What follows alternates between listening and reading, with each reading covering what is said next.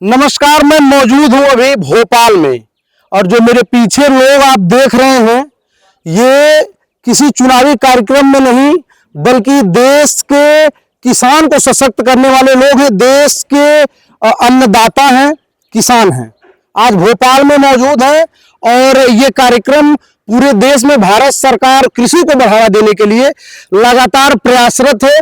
खेती को जैविक खेती में किस तरह से तब्दील किया जाए और उस जैविक खेती का लाभ पर्यावरण को मिले, पशु पक्षियों को मिले, जीव जंतुओं को मिले और पूरे देश के लोग स्वस्थ और सुखी हों। इस देश में जैविक खेती को बढ़ावा देने के लिए बहुत सारे लोगों को लगातार प्रशिक्षित किया जा रहा है और सरकार शिक्षण प्रशिक्षण के माध्यम से चाह रही है कि देश के वो तमाम युवा जो बड़े स्तर पर इसको सीखें और सीखने के बाद से उसे ग्राउंड पे अप्लाई करें, जिससे एक सशक्त और समृद्ध वातावरण का निर्माण हो सके। मेरे साथ कुछ लोग हैं जिनसे बात करेंगे और समझेंगे ये किस तरह का कार्यक्रम है और लोग यहाँ पे किस प्रकार से जुड़े हुए हैं और कहाँ से लोग आए हैं। इन सब बातों पे विस्तृत चर्चा होगी। नमस्कार, क्या नाम है आपका? मेरा नाम पन्नाराम है और मैं बाड़मेर से आया हूँ और यहाँ पे जैविक खेती की 5 दिन का परीक्षण चलेगा, उसमें हम आए हैं,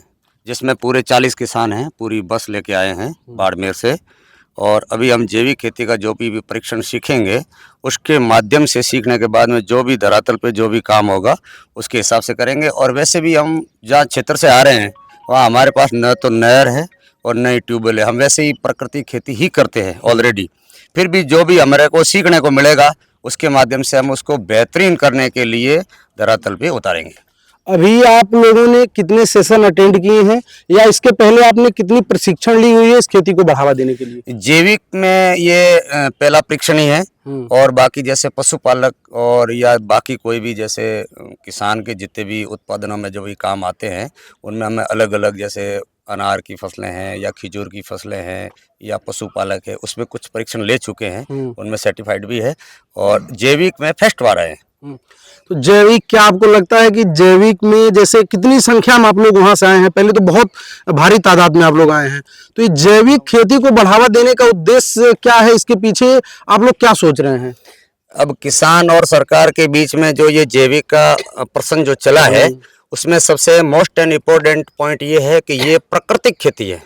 जैविक का नाम है प्राकृतिक खेती, जो प्रकृति से अपन को मिलता है। जैसे एक घना जंगल होता है, उसके अंदर एक छोटा घास का पौधा होता है, उसके ऊपर एक और पौधा होता है, फिर उसके ऊपर एक और पौधा होता है, जैसे उसके ऊपर एक लास्ट में जो हाइट वाला जो पेड़ होता है उसको प्राकृतिक खेती बोलते हैं।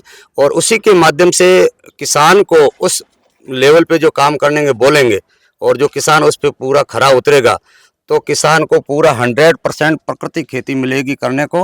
और उसके माध्यम से न कोई खेत के अंदर पेस्टिसाइड डलेगा और न ही किसान को कोई ज़मीन का उर्वरक का नुकसान होगा और न ही कोई स्वास्थ्य का नुकसान होगा। देश बचेगा और इस बीमारियों से, और सरकार का भी इसके ऊपर खर्च कम बैठेगा। सरकार तो लगातार प्रयास कर रही है, लेकिन जैविक जैसे आपने कहा कि बिल्कुल प्राकृतिक खेती, लेकिन किसानों के मन में ये बहुत बड़ा सवाल है कि हम अगर उर्वरक का उपयोग नहीं करेंगे तो पैदावार अच्छी नहीं होगा, कीटनाशक का उपयोग नहीं करेंगे तो हमारे फसलों को कीड़े खा जाएंगे। ये तमाम सवाल जो है किसानों के दिमाग में चलते रहता है। तो इसका सरकार क्या उपाय करेगी? आप लोग अपने स्तर से कैसे लोगों को बता पाएंगे कि किस तरह से बेहतर कर पाएं? अब सरकार का जो ये परीक्षण चलेगा इसमें हम भी सीखेंगे और इन्होंने पूसा में करके आए हैं, पहले वैज्ञानिक के साथ में इन्होंने मीटिंग की है जैविक की और इनके एक समिट चला है। उसके माध्यम से हमें भी कुछ ज्ञात हुआ है कि जो प्राकृतिक खेती है वो वाकई में करने लायक है और उससे उत्पादन भी बढ़ेगा। इनका दावा है कि ये उत्पादन 70% बढ़ेगा, इसमें कोई फर्क नहीं है। जिसकी जमीन की उर्वरक शक्ति और जिसमें केंचुए, मृदा वगैरह वगैरह सारे जितने भी पोषक तत्व हैं वो जमीन के अंदर भी प्राप्त रहेंगे तो वो फसल पैदावार में फसल जबरदस्त देगी, जिसमें कोई फर्क नहीं है। और बाकी अभी तक जितने भी शक्तिशाली देश हैं जो जैविक के नाम पे जो जहर बेच रहे हैं और किसानों को ये बोल रहे हैं कि ये वर्मी कंपोस्ट है, ये जैविक की फलानी दवाई है, ये फलानी है, ये सारा किसान को अभी तक ज्ञान नहीं था। और उसी माध्यम से सरकार और किसान का बैठना मेल अभी ये हो रहा है कि ये प्राकृतिक खेती की जाए। जैविक खेती में केंचुए कितने महत्वपूर्ण है? बहुत ही महत्वपूर्ण है। ये इसको किसान का साथी कहा गया है केंचुए को, और ये अपने आप ही कल्टीवेट करके खेत की पैदावार बढ़ाता है। लेकिन नेचुरली जो केंचुए होते हैं आजकल खेतों में समाप्त हो रहे हैं, और इसके पीछे जो कारण है वो ये रासायनिक या केमिकल युक्त खेती जो है वो बहुत ज़्यादा है, वो वर्तमान में किसानों के खेतों में जो है वो पैदावार हो रही है। तो ये केमिकल युक्त खेती से हम किस तरह से निजात पा सकते हैं और किस तरह से हम अपने ये जो बीमारियां युक्त, भारत में बहुत सारी बीमारियां बल्कि पूरी दुनिया में बीमारियां फैल रही है, इनसे हम किस तरह से अपने आप को बचा सकते हैं, इस दिशा में भारत सरकार की तरफ से और राज्य सरकारों की तरफ से ये चलाई गई मुहिम है, जिसमें जल, जंगल, जमीन और जीव को बचाने के जो प्रयास है, निश्चित रूप से सरकार के उस प्रयास में हम सभी भागीदार हैं। और हमारा भी ये प्रयास रहेगा कि हम किस तरह से इस रसायन युक्त खेती से मुक्ति पा सकें और प्राकृतिक रूप से और जैविक रूप से खेती, जो किसान के खेत के अंदर ही उर्वरक पैदा हो रहे हैं या केंचुए वगैरह जो वहाँ पर प्राकृतिक रूप से मौजूद है, उसकी संख्या बढ़ाई जाए। और निश्चित रूप से इसके लिए किसानों को प्रशिक्षित करने की टूल्स, टेक्निक, स्ट्रेटेजी और ट्रेनिंग की आवश्यकता है। और उस दिशा में जो सरकार के प्रयास है, निश्चित रूप से वो सराहनीय प्रयास है और हम सब उसमें भागीदार बनने के लिए यहाँ पहुँचे हैं। रासायनिक उर्वरक बड़ा सवाल है। रासायनिक उर्वरक पर बहुत चर्चा होती है, लेकिन जैसे गोबर की खाद का उपयोग है, तो रासायनिक को रिप्लेस करने का क्या गोबर का खाद एक माध्यम है? बिल्कुल, निश्चित रूप से एक विकल्प है। विकल्प तो क्या, मैं कहना चाहूँगा कि ये ओरिजिनली जो है वो केमिकल उस गाय के गोबर के अंदर ही होता है, लेकिन आजकल मल्टीनेशनल कंपनीज जो है, उन कंपनियों ने ये बैग के अंदर पैक करके, प्लास्टिक के अंदर पैक करके किसानों को बेवकूफ़ बनाने के लिए सारे जो है वो प्रोपेगेंडा अपनाए हुए हैं। तो इससे किसान जो है वो दिग्भ्रमित है।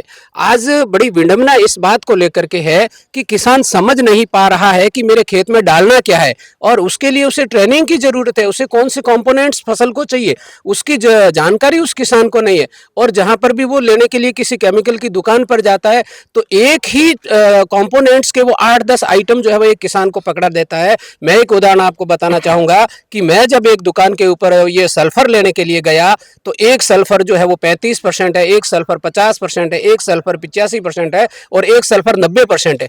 इस तरह से 5 और उसमें 2-3 अलग अलग कंपनियां। तो एक साधारण जो किसान, अनपढ़ किसान था, मेरा साथी था, और उसको उस दुकानदार ने 6 आइटम सिर्फ एक ही कंपोनेंट्स के, सिर्फ एक सल्फर के कंपोनेंट्स पकड़ा दिए। अब उस किसान को ये जानकारी नहीं है कि मुझे कौन कौन से और भी चाहिए, नाइट्रोजन चाहिए, पोटेशियम चाहिए, सल्फर चाहिए, कैल्शियम चाहिए, उसको जानकारी नहीं है।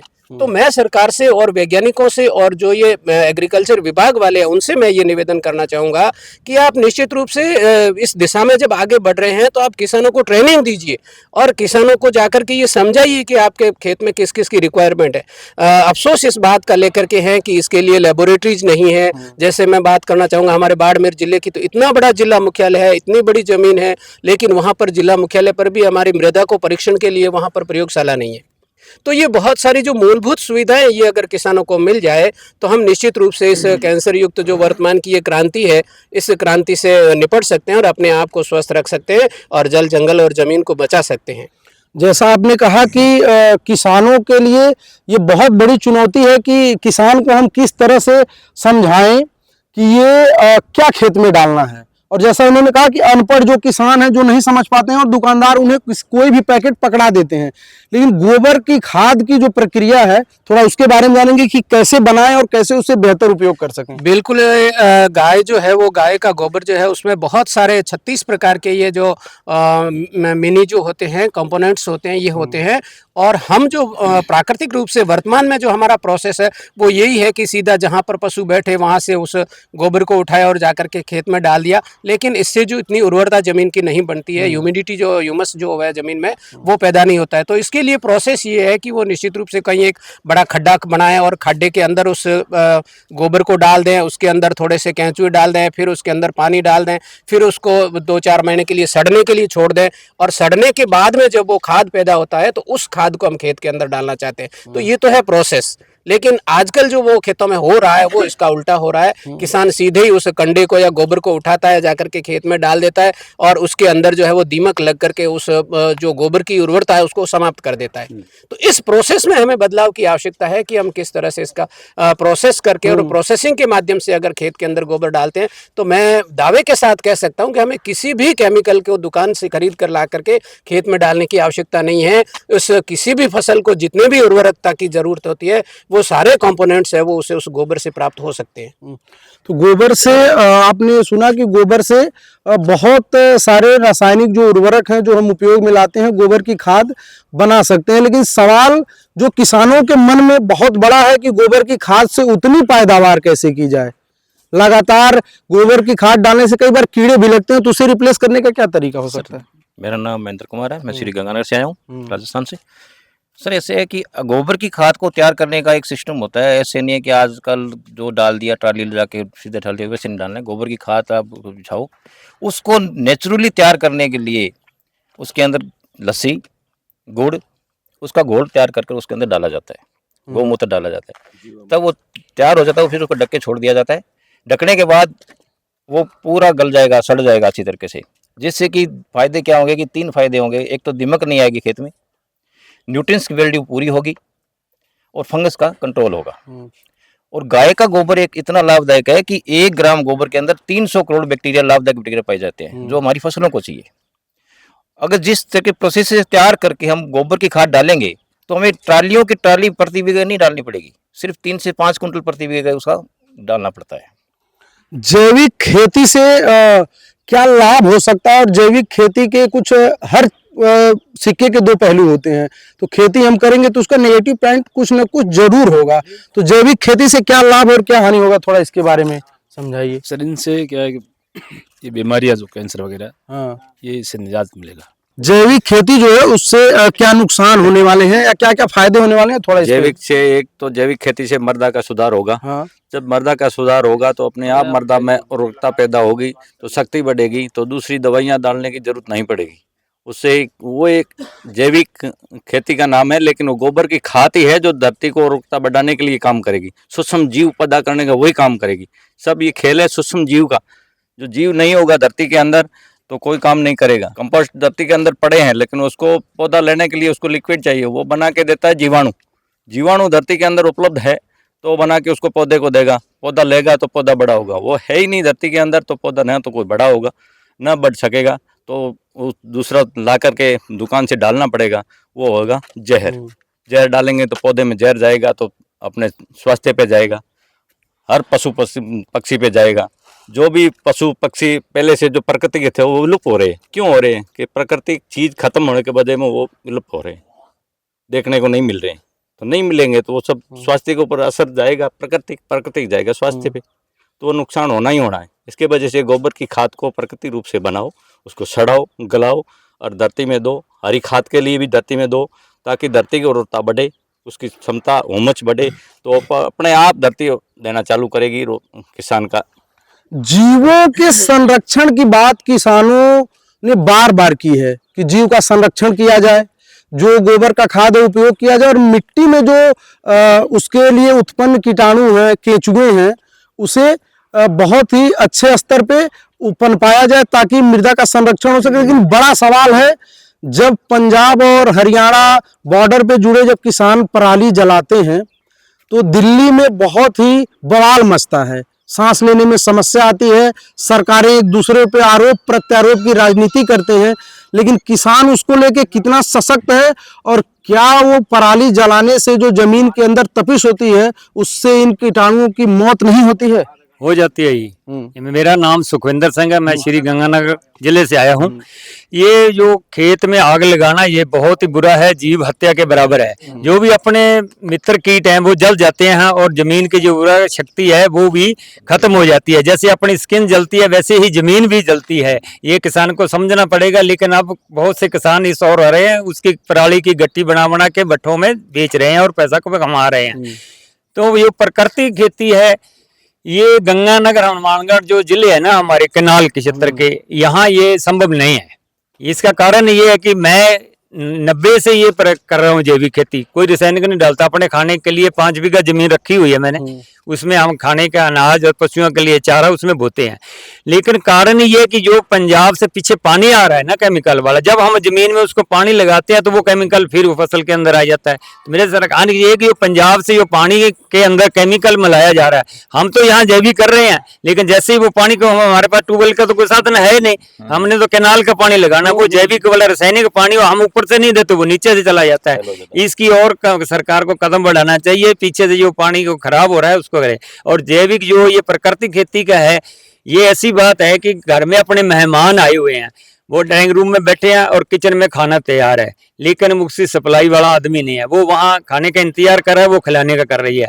तो इसके अंदर क्या है कि सब कुछ है किसान के पास जैविक के लिए, उसको बाजार जाने की जरूरत नहीं है, लेकिन उसको अवेयरनेस, जागरूकता की जरूरत है, जिसकी और ये जो प्रशिक्षण है एक बहुत बड़ा सराहनीय कदम है सरकार का। लेकिन इसको सही तरीके से लागू किया जाए, ताकि जो किसान के पास सामान पड़ा है, गोबर की खाद मगल है, इसको डालना। जैसे ये भाई साहब बता रहे थे 5 प्रकार की वो दे दी इनको दवाइयाँ, तो उसके पीछे भी एक कारण है, क्योंकि जैसे अपने कोई बीमारी आती है शरीर में, तो अपने पहले लेबोरेटरी में जाके रिपोर्ट लेते हैं, स्वास्थ्य मर्दे कार्ड बनता है, उसके अंदर कितने % उसको कौन सी चीज चाहिए, उसी % का वो पैकेट लाए और डाले। लेकिन उसकी रिपोर्ट बनाने के लिए, जैसे भाई साहब बाड़मेर में कोई है ही नहीं, लेकिन गंगानगर में हमारे 3 ही है लेबोरेटरी है, 1 सरकारी 2 प्राइवेट है।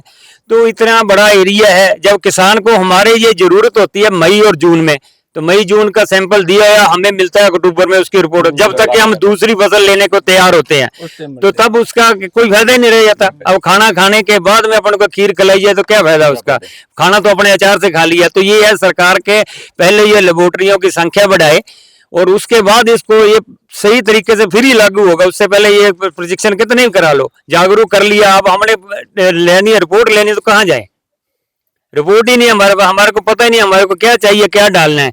लेकिन हमारे पास पड़ा है, उसको कब और कहाँ डालना है, उसका ये प्रशिक्षण है। उसके लिए ये बहुत सराहनीय कदम है। मृदा की जांच होनी सराहनीय कदम तो सरकार ने उठाया, लेकिन किसानों को कितनी जरूरत है सरकार के मदद की, और कितना सशक्त बनाने में क्या सरकार भूमिका निभा पा रही है, थोड़ा हाँ जी सरकार की बहुत ज्यादा महत्वपूर्ण है इसके अंदर। जैसे मैंने आपको बताया, पहले तो 1 नंबर को लेबोरेटरी होगी, उसकी रिपोर्ट आएगी, उसके बाद ये ट्रेनिंग आएगी, आपके ये है तो इसको इस पूर्ति करने के लिए ये आप डालो और ये आपके पास है। तो सरकार का तो कदम कदम पे इसका साथ होगा, तो बाद में तो ये कर लेंगे अपने अभी किसान, कोई जरूरत नहीं। लेकिन इसमें एक दिक्कत है कि इसमें उत्पादन नहीं होता, उत्पादन कम रहता है। जैसे आपने बताया कि हमने बहुत टाइम से जैविक खेती हम कर रहे हैं, लेकिन जैविक खेती कर रहे हैं, उसमें उत्पादन कितना होता है, आपका पर्सनल अनुभव क्या है? मेरा ये है कि पहले साल तो उसका ना के मात्र होता है, दूसरे तीसरे साल में 3-4 क्विंटल आता है, जो उस 15 क्विंटल का है। और जब ये पूर्णतः जैविक हो जाती है, 8 से 11 क्विंटल से ऊपर नहीं जाता ये। लेकिन उसका कारण है, अगर अपने राजस्व की तरफ देखते हैं, तो जो 2200 वाली कणक है गेहूं, वो मेरा 6000 में बिकता है और घर से लेके जाते हैं। अच्छा। और जो 2275 वाला सरकारी रेट वाला है, वो अवेले जमाबंदी ऑनलाइन कराते हैं, फिर 6 महीने के बाद उसकी पेमेंट आती है। जो घर से उठाते हैं, कंडा किया और तोला और उसी वक्त पेमेंट हो जाती है। और 10 क्विंटल मेरे निकलता है तो 15,500 का हो गया। तो वो 15 क्विंटल निकला, तो उसके ऊपर ये 2000 तो खर्चा आ गया। 30,000 का निकलता है, 15,000 तो उसमें खर्चा, उसको बचा 15,000। मेहनत तो अलग से, इसमें मेहनत करने की जरूरत नहीं है। ये बहुत बढ़िया है, प्राकृतिक और जैविक। ये भी समझना पड़ेगा कि ये 2 चीजें अलग अलग है। जिस जिलों में कैनाल का पानी है, वहाँ प्राकृतिक नहीं होगी, कभी नहीं होगी, वहाँ जैविक होगी। और जहाँ कैनाल नहीं है, वहाँ प्राकृतिक होगी। ये सरकार को भी ये 2 चलाना चाहिए। अब ये प्रकृति के साथ में कैनाल को जोड़ना, ये मेरे हिसाब से सही नहीं है। उनको जैविक की ओर ले आने के लिए अलग से उनकी ट्रेनिंग और उनके अलग से ग्रुप बनाया जाए, ना कि प्रकृति के साथ जोड़ा जाए। ये तो वो बात है, कला वाले को साइंस के पढ़ाना, ये बात है। ये 2 सब्जेक्ट हैं, सरकार को भी जानना चाहिए। ये भी 2 सब्जेक्ट है अलग अलग, इन दोनों पे अलग अलग काम करने की जरूरत है। देश के किसानों को और सरकार को, दोनों को क्या आप संदेश देना चाहते हैं, और क्या मांग है सरकार से? किसानों को किस किस चीजों की आवश्यकता है, थोड़ा इसके बारे में? सरकार और किसानों के बीच में सबसे पहले ये है कि जो किसान सबसे पहले परीक्षण के लायक हो और वो सीख सके और पूरे क्षेत्र के अंदर वो मोटिवेशन कर सके किसानों को। आधे से ज़्यादा हमारे साथ में ऐसे किसान आए हैं, क्योंकि वो सुपरवाइजरों ने या जैसे बोल दिया है कि भाई सरकारी टूर है, आप चलो। सबसे पहले शेड्यूल होना चाहिए कि जैविक खेती का परीक्षण चल रहा है, उसके अंदर जो किसान जा रहा है, जो इसके लायक है कि नहीं है सीखने के लायक। अब अनपढ़ किसान कुछ हमारे साथ में ऐसे आएंगे, उनको मतलब समझ में नहीं आ रहा है, बोलने वाली चीज़ तो सुन तो लेगा, पर जो प्रैक्टिकल जमीन पे उतारनी है, उसको करनी है, उसको समझ में नहीं आएगा तो वो 10 से 20 किसान ऐसे फालतू साथ में आ गए, तो उन्होंने 20 जनों की जगह और रोक ली। जो करने वाले हैं हमारे जैसे, या और मेरा भाई कोई करने वाला है गांव में इच्छुक है, उसको मौका नहीं मिल रहा है। तो इसके अंदर भी सरकार को एक परीक्षण लेके और उसके माध्यम से उन किसानों को निकालना चाहिए अलग अलग गांव से। और इन्होंने भाई साहब ने, गंगानगर वाला ने बोला है, जो भाई साहब ने, जो प्राकृतिक और जैविक खेती, इनके अंदर भी तो सही चीजें हैं। क्यों अब पानी वो आ रहा है और अपन सोच रहे प्राकृतिक खेती करो, तो ये इनके यहाँ प्राकृतिक संभव नहीं। प्राकृतिक हमारे जैसे क्षेत्र में संभव है जहाँ ट्यूबवेल नहीं है, प्राकृतिक की बरसात होती है, उसके वाटर हार्वेस्टिंग, वो डैम बने हुए हैं, कहीं कहीं पॉन्ड बने हुए हैं, कहीं खेत तड़ैयाँ बनी हुई हैं, उसके माध्यम से, और या कुछ ऐसा बरसात की सीजन में जो फसलें होती हैं, मूंग और तिल गुआर जो चौमासा की होती है, उन्हीं फसलों के माध्यम से पूरी प्राकृतिक खेती की जाए। फिर उनका अलग अलग टाइप का ऐसा स्टॉल, या जो FPO के माध्यम से, या किसानों को, या देश के किसी भी आम आदमी को जो प्राकृतिक खेती का आना चाहिए, जैविक खेती का आना चाहिए, पेस्टिसाइड का चाहिए, पूरी ऐसे सिस्टम बनाना चाहिए जिस किसान को जिस रेट से जो चीजें मिलनी चाहिए। आज भारत के अंदर किसान का जो भी अनाज पकता है, जैविक या प्राकृतिक, तो देश के अंदर खर्चे करने वाले भी खूब है, पैसे लुटाने वाले भी खूब है, खाने वाले भी खूब है। पहले ऐसा तंत्र नहीं था, अभी मीडिया के माध्यम से सारी चीजें ओपन हो गई है। तो ये सरकार को ये संदेश देने चाहते हैं कि जिस अलग अलग किसान और अलग अलग खेती के ऊपर पूरा मैनेजमेंट सरकार का हो, तभी किसान पूरा सुदृढ़ होगा, नहीं तो नहीं हो पाएगा। किसानों का योगदान प्रकृति में बहुत ही ज्यादा है। किसानों को लेकर के आपका क्या संदेश रहेगा? अब किसानों का सबसे पहले ये है, जो मैंने पहले बोला, जो चैप्टर चलेगा ना, किसान सीखने के लायक और करने के लायक होगा, उसकी प्राथमिकता होनी चाहिए तो ही होगा। आजकल हमने थोड़ा दिन पहले सुना है, अभी कल ही कोई हमारे को बता रहा था कि ये भजनलाल सरकार ने उनको इनाम दिया है 50,000, इन्होंने वर्मी कंपोस्ट बनाई है, अभी बनाई है। वो बंदा ऐसा होना चाहिए कि पूरे राजस्थान के अंदर उसका परीक्षण चले, या तो सरकार के माध्यम से, और या फिर ऐसे इनाम दे दिया है, वो पूरी जनता को पता चलना। सरकार के लिए संदेश तो ये है किसान के लिए कि वो जो पढ़ाई शिक्षा हमारी है उसके अंदर खेती का चैप्टर एक अलग से स्टार्टिंग करे, पहली क्लास से स्टार्ट कर दे। भी प्राकृतिक खेती क्या है, जैविक खेती क्या है, उसको शिक्षा के बारे में दे, उसकी स्किल्स बढ़ाए। न कि शिक्षा के साथ स्किल पावर, खेती करने के इच्छुक बनाए उसको। और जो किसान प्राकृतिक खेती करना चाहता है, जैविक खेती करना चाहता है, वो अपना दिल और दिमाग अपने बस में रखे, दूसरे के हाथ में न दे। वो क्यों अपने दुकान पे जाते हैं तो वो अपने उसको कहते हैं भाई साहब ये है, तो वो अपना सामान थोप देता है। हमें उसका ज्ञान होना चाहिए, हमारा दिल और दिमाग हमारे बस में होना चाहिए, तभी हम प्राकृतिक खेती कर सकते हैं। और जो संदेश है सरकार के लिए या किसानों के लिए, तो वो यही है कि स्वस्थ जीवन का आधार प्राकृतिक खेती का विस्तार। तो स्वस्थ जीवन का आधार और प्राकृतिक खेती का विस्तार, प्राकृतिक और जैविक खेती को बढ़ावा देने के लिए सरकार लगातार अलग अलग प्रदेशों के सरकार से मिलकर के संयुक्त तत्वाधान में तमाम किसानों को प्रशिक्षित करने का कार्य कर रही है, ताकि आने वाले भविष्य में इन किसानों को जैविक और प्राकृतिक खेती का बेहतर अनुभव हो, जिससे पर्यावरण को और मिट्टी को बेहतर बनाया जा सके। आपने 2001 में प्राकृतिक और जैविक खेती का प्रचलन खूब सुना था, पूरे देश के अंदर चलाया गया। 2003 में सिक्किम ने अपनाया और 2016 में प्रधानमंत्री मोदी ने पूरे सिक्किम को जैविक खेती का भारत का पहला राज्य माना। तो किस तरह से इस देश में जैविक खेती को बढ़ावा दिया जाए, सरकार लगातार प्रयासरत है। किसान भी बढ़ चढ़ के हिस्सा ले रहे हैं, तमाम प्रदेशों से लोग प्रशिक्षण के लिए आ रहे हैं, जिसमें देश और दुनिया के तमाम दिग्गज इन किसानों को प्रशिक्षित करेंगे। कैमरा पर्सन आशीष कुमार पांडे के साथ अमित कुमार, भोपाल।